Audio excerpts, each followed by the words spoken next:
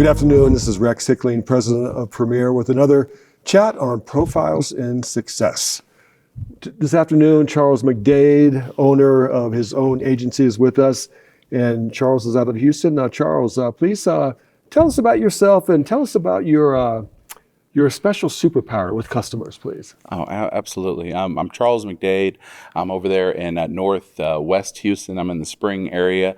And my superpower is I love and care about my clients. I just work hard to try to make sure that they understand their coverage and that I feverishly protect them like I would expect someone to care about their mother, father, cousin, brother. It's needed. It's needed. Well said, Charles. You know, you're in a tough area. Houston, there's all kinds of things that can happen there that have happened. What's your outlook for 26 as you go into 27 for your agency?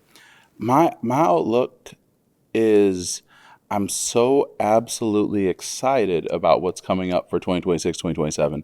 We've been in a place where the hard market has hit Houston extremely, especially for the fact that we had, of course, Hurricane Beryl.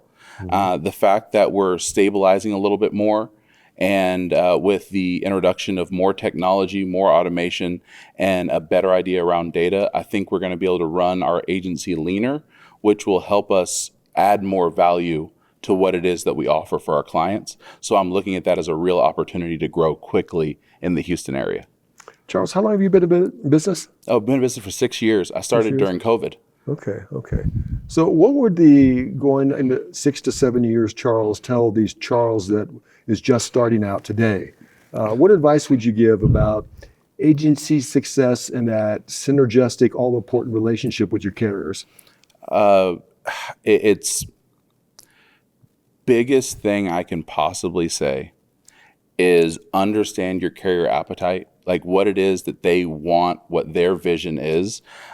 Even when it comes to getting married, whenever I am faced with an issue or a question about what's right or what's wrong, the best answer I can give is just asking those that I serve what it is they're looking for, how it is that they need it to be done. And if I would have done a better job of that earlier in the career of asking, my Safecos, my Travelers, my Progressives, exactly what it is that they wanted and needed, I think I would have been able to build the agency in a more streamlined way to get there and to be a winner for them. Yeah, that's a really good thought.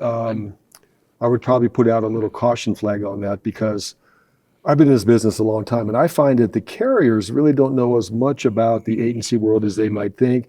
And granted, on the agency world, most agencies don't know the carrier world. So how have you been able, because I know that the carriers think very highly of you. You're involved in a lot of special projects with them.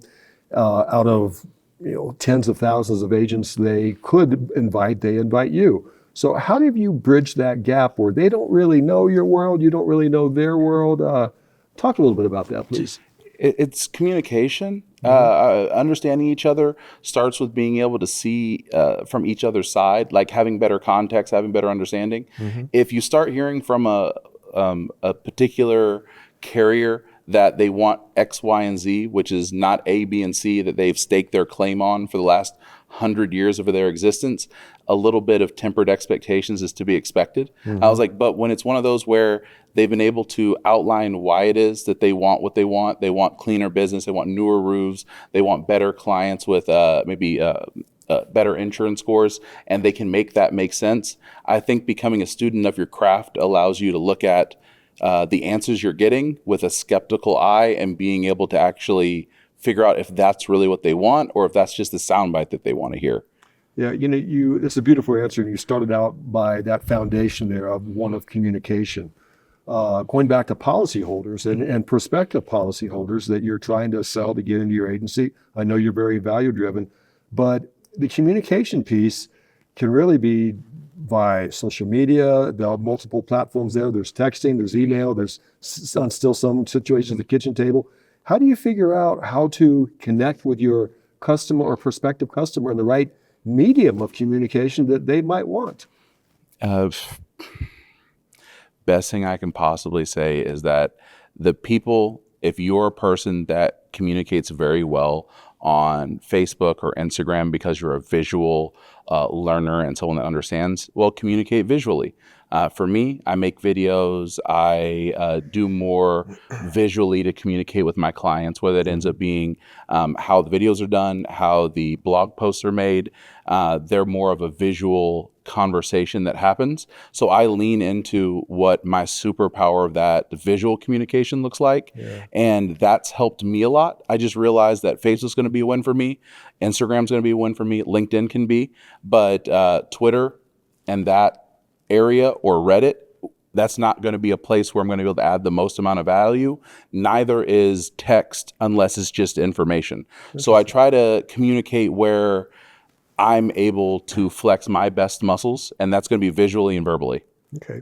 A follow-up question to that. So do you have a rule of thumb on how long the video is when you do it? Or do you just really freeform it? I used to do longer form. Realizing now that it needs to be 50 seconds at the longest, and under. If I can get it to where it's a really tight 20 seconds, I think that that's kind of the best way to do it.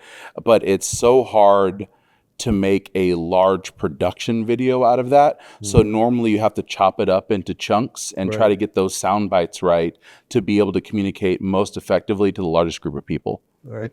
Makes sense. It sounds like you really have a personal approach with your customer base, but yet I hear that you're pretty good at automation and technology. Speak a little bit about that, and do they converge or diverge, or how do you make that work? The human existence converges with all things, including technology. I believe that it's a Gary Vee saying, a person that is the most efficient at shaking hands, kissing babies, that Flintstone mentality. If they're able to lean themselves into the Jetsons, then they're unstoppable. So it's trying to figure out a way to automate the human element. Interesting, fascinating. I like the metaphor too. So you're part of Premier Group Insurance, this large national network, and so many people respect you. But what do you get out of being a member of PGI? There's been long nights and long days that you've been a part of with me, where I've needed counsel, I've needed understanding, I've needed better context around the actions that I was taking. And I can promise that without PGI, without your counsel, without some of your help, I wouldn't be in the situation that I am today. And for that, I'll be forever grateful. I can't say enough about being able to connect experience to what it is that you're going through and how to best walk that path. Because for me, it's something that's new, scary, and just a general sense of overwhelmed, terrified. And and the fact that the first time I called you, you picked up the phone and you're like, all right, well, first thing is we're going to work through this. And it was that resetting of expectations, like, hey, this has happened before, all right? Yeah. And it was that calming feeling of like, hey, I'm about to Sherpa you up this mountain. Don't worry, this is the 1200th time I've done it, okay? So let's not worry too much, and we'll just figure this on out as we go. And that resetting gave me a sense of calm in a very rough time of my world. And I can say that is something that I got out of it. And that is something that I'm forever grateful for your friendship over. All right, all right. On a lighter note, I know you're a person of many superpowers, but what do you do for fun? Nerd. I wish I could say it. I have the most amount of fun right now playing with. So there's so much stuff with AI. I just rebuilt our website. I nuked it, and I kind of sent you over. I nuked it maybe 10 days ago, and I've rebuilt it all from the ground up. Yeah. And a lot of that is because of the advancements in AI and what can be done from a coding perspective. I found that to be an incredible amount of fun over the last 2 weeks, and I kind of got lost a little bit. My wife just had to call my office a dungeon and let me just wander. I kind of joked with you. I sent you a text and I said, "Hey, this is one of those weekends where I'm catching a couple bubbles of creativity."